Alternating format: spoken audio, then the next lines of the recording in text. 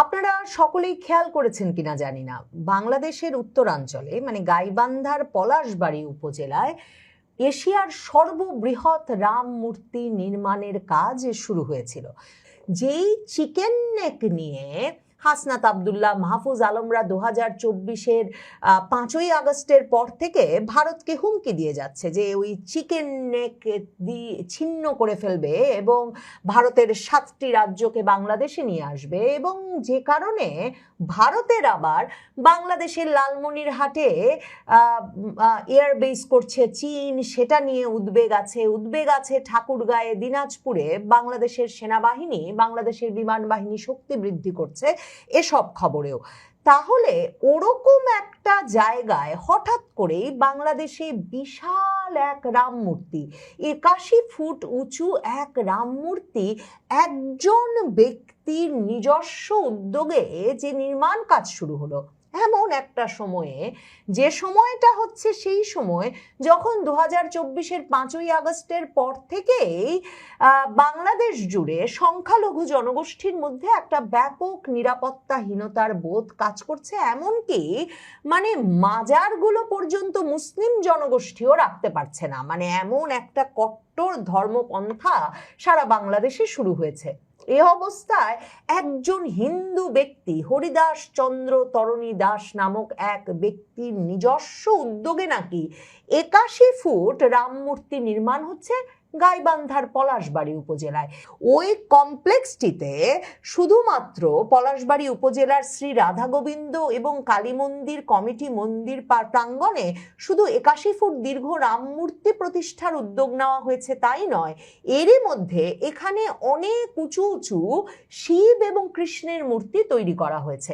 এখন ইমাম উলামা পরিষদ গাইবান্ধা জেলা শাখা ও জেলার সর্বস্তরের সচেতন নাগরিক সমাজ একটা সংবাদ সম্মেলনের আয়োজন করে জেলা প্রশাসকের মাধ্যমে প্রধানমন্ত্রী বরাবরে 8 দফা দাবি সম্বলিত স্মারকলিপি পৌঁছে দেন, এবং তখন ইমাম উলামা পরিষদ গাইবান্ধা জেলা সেক্রেটারি মুফতি মানসুর রহমান খান লিখিত বক্তব্যে বলেন, আমরা জেলার আলেম ওলামা, ইমাম, খতিব, শিক্ষক, ছাত্র জনতা, সর্বস্তরের সচেতন নাগরিকবৃন্দ গভীর উদ্বেগ উৎকণ্ঠার সাথে লক্ষ্য করছি পলাশবাড়ির হোসেনপুর ইউনিয়নে একটা বৃহৎ রাম মূর্তি নির্মাণের কার্যক্রম চলমান রয়েছে।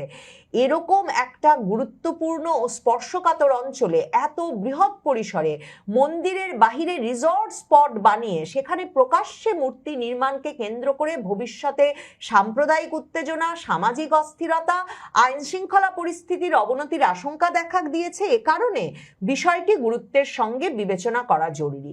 এসব 8 দফা দাবি এবং সচেতন নাগরিক সমাজ এবং ইমাম ওলামা পরিষদ গাইবান্ধা জেলা শাখার প্রতিবাদের মুখে মন্দির কমিটির নেতারা জানান যে তারা রাম মূর্তি নির্মাণ কাজ স্থগিত করেছেন।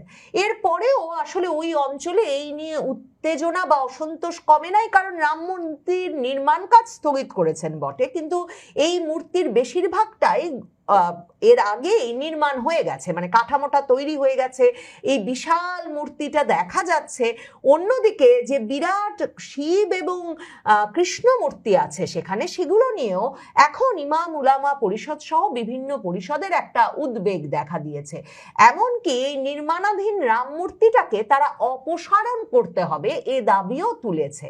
মাস 6 আগে ভারতের প্রধানমন্ত্রী নরেন্দ্র মোদী তিনি দক্ষিণ গোয়ায় ভারতের সর্ববৃহৎ রাম মূর্তিটি উদ্বোধন করেছিলেন, এবং তখনও বলা হচ্ছিল এটা দক্ষিণ এশিয়া না এশিয়ার সর্ববৃহৎ মূর্তি, সেটা 77 ফুট উঁচু। আর রংপুরে যেটা নির্মাণ করতে যাওয়া হচ্ছে সেটির উচ্চতা 81 ফুট। কোথা থেকে আসছে এত টাকা, সেই প্রসঙ্গটি নিয়ে সবচেয়ে বেশি বিতর্ক শুরু হলো যখন এই খবর বেরিয়ে আসলো যে এই যে প্রকল্পটি পরিচালনা করছেন যিনি, হরিদাস চন্দ্র দাস, তিনি কে, তার কোথা থেকে এসব টাকা আসছে। এমনকি আমার দেশ পত্রিকা তাদের একটি প্রতিবেদনে এই সম্পর্কে তারা লিখছে যে প্রশ্ন জাগে যে গাইবান্ধার অনগ্রসর এ জনপদে একের পর এক যে বিশাল মূর্তি নির্মাণ করা হয়েছে, 28 ফুটের শিব, 53 ফুটের কৃষ্ণের পর এবার রাম মূর্তি নির্মাণের কর্মযজ্ঞ শুরু হয়েছে, যেখানে হিন্দু ধর্মাবলম্বীরা সংখ্যালঘু, সেখানে এমন স্থাপনা নির্মাণের নেপথ্য কারণ, উদ্দেশ্য, প্রয়োজনীয় গোপনীয়তা নিয়ে প্রশ্ন উঠেছে।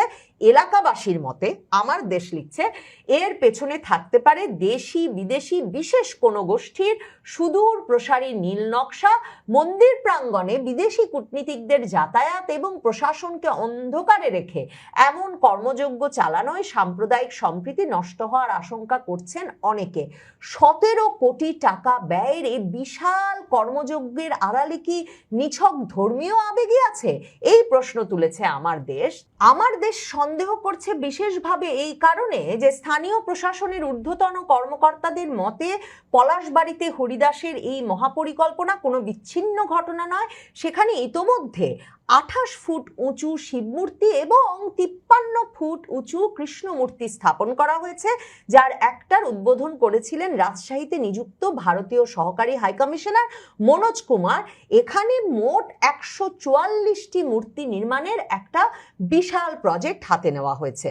হরিদাসের এই কর্মযজ্ঞ এবং অর্থায়নের উৎস নিয়ে যখন প্রশাসনের শীর্ষ পর্যায় থেকে নানা রকম তদন্ত করার উদ্যোগ নেওয়া হয়েছে এবং তখন বেরিয়ে আসছে যে এই হরিদাস চন্দ্র তরণী দাস এই ব্যক্তি তৌহিদ ইসলাম নামে 2022 সালে র্যাবের হাতে ধরা পড়েছিলেন প্রতারণার মামলায়।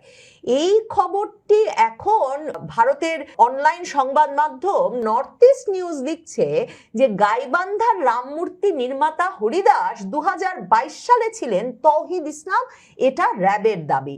এখন নর্থ ইস্ট নিউজের খবরে বলা হচ্ছে 2022 সালের 8ই নভেম্বর বাংলাদেশ সংবাদ সংস্থার এক প্রতিবেদনে বলা হয়, জাতীয় নিরাপত্তা গোয়েন্দা সংস্থা এনএসআই ও র্যাব যৌথ অভিযানে এমন একটি চক্রের 2 সদস্যকে গ্রেফতার করেছে যারা জমি হস্তান্তর ও টেন্ডার জালিয়াতির মাধ্যমে তখনকার প্রধানমন্ত্রী শেখ হাসিনার পরিবারের সদস্যদের প্রোটোকল কর্মকর্তা পরিচয় দিয়ে প্রতারণা করতেন এবং কোটি কোটি টাকা প্রতারণা করেছেন। ওই গ্রেফতার হওয়া 2022 সালের নভেম্বরে গ্রেফতার হওয়া দুজনের একজন হরিদাস চন্দ্র তরণী দাস ওরফে তৌহিদ ইসলাম, আরেকজন ইমরান মেহেদি হাসান। এখন নর্থ ইস্ট নিউজ যখন জিজ্ঞেস করেছে হরিদাস চন্দ্র তরণী দাসকে এই যে গাইবান্ধার মূর্তি নির্মাণ সম্পর্কে, তখন হরিদাস স্বীকার করেছেন যে 2022 সালে তাকে র্যাব গ্রেফতার করেছিল এবং ময়মনসিংহের ফুলবাড়িয়ায় প্রায় 7.5 কাঠা জমি কেনাবেচা সংক্রান্ত একটা বিরোধের কারণে ওই গ্রেফতার হয়েছিল। কিন্তু ব্যবসায়িক অংশীদার রফিকুল ইসলামের পরামর্শে ওই লেনদেনের সময় তিনি তৌহিদ ইসলাম নাম ব্যবহার করেছিলেন। এই যুক্তি ছাড়া কোনো গ্রহণযোগ্য যুক্তি তিনি নর্থ ইস্ট নিউজকে তুলে ধরতে পারেন নাই যে ঠিক কেন তখন তার নাম হরিদাস চন্দ্র তরণী দাস ওরফে তৌহিদ ইসলাম বলা হয়েছিল। কেন একজন হিন্দু ব্যক্তি, যিনি কিনা এখন 2026 সালে এসে বিশাল বিশাল শিব মূর্তি কৃষ্ণ মূর্তি নির্মাণ করে মন্দির চালু করেছেন এবং একটা বিরাট রাম মূর্তি গড়ে তুলছেন, তিনি কেন 2022 সালে তৌহিদ ইসলাম নামে র্যাবের দ্বারা পরিচিত হয়েছিলেন এ বিষয়ে তার কাছে এখন আর কোনো ব্যাখ্যা নাই।